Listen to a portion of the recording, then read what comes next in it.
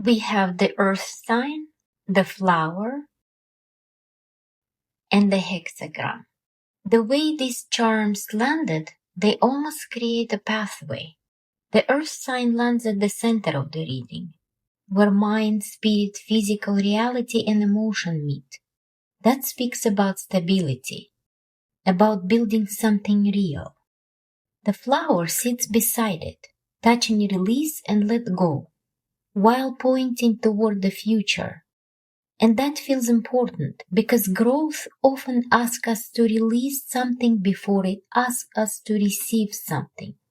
And then we have the hexagram, touching hopes, wishes, stability, future, and pointing towards self, the symbol of unity, of bringing different parts of yourself into alignment.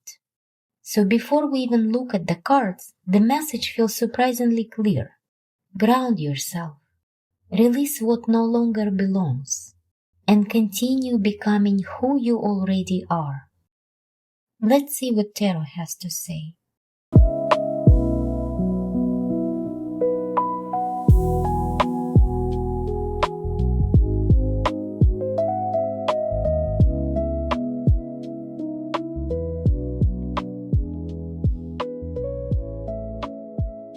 King of Pentacles,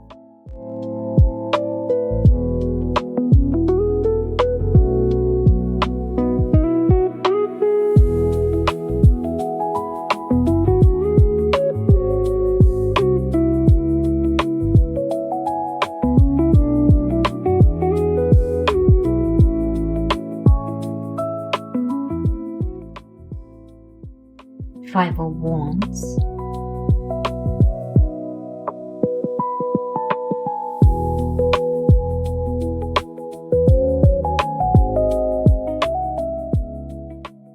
Knight of Wands,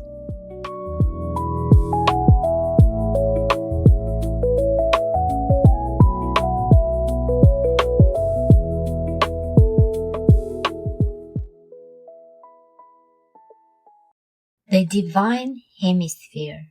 There are parts of you science will never map, not for lack of trying, but because some truth can't be charted. The force that lifts you when your strength is gone. The whisper that says keep going when reason falters. The sudden knowing that you are not alone. This isn't logic. It's something older, deeper. You are wired not just for thought, but for wonder. And in that unseen hemisphere, you carry a piece of the divine. The first card is the King of Pentacles, and this is not someone searching. This is someone who already knows what matters. The King of Pentacles doesn't chase every opportunity. He doesn't argue with every opinion. He doesn't spend his energy proving himself. He has already learned the value of stability. And that connects beautifully back to the earth sign. Then we move into Five of Wands. And suddenly we see the noise, a lot of noise. The competing voices, the distractions. Interesting is that this card sits between the king and the knight. Almost like a final challenge, a final question. Do you really want to keep spending your energy here? And then comes the Knight of Wands. The moment hesitation ends. The moment someone remembers what they actually want. The knight doesn't carry every battle with him. He carries his direction. He knows where he is going. He moves. And then we receive the Divine Hemisphere. And I think this card explained the entire reading. Because everything up to this point has been about alignment, mind, body, spirit, future, self. And now this card reminds us that not everything meaningful can be measured. There are parts of you science will never map. Not every truth comes through logic. Sometimes it comes as a quiet knowing, a feeling, a certainty that appears before the explanation.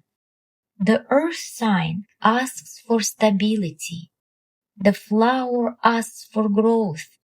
The hexagram asks for unity. The King of Pentacles asks you to trust what you build. The Five of Wands asks you to stop fighting every battle. The Knight asks you to move. And the Divine Hemisphere reminds you that some of the most important guidance you receive will never arrive as a proof.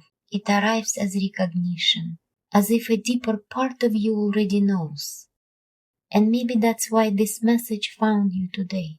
Not because you needed new answers, but because you needed to remember the ones you already carry. Thank you for spending this time with me. Take what resonates, leave what doesn't, and I'll see you in the next reading.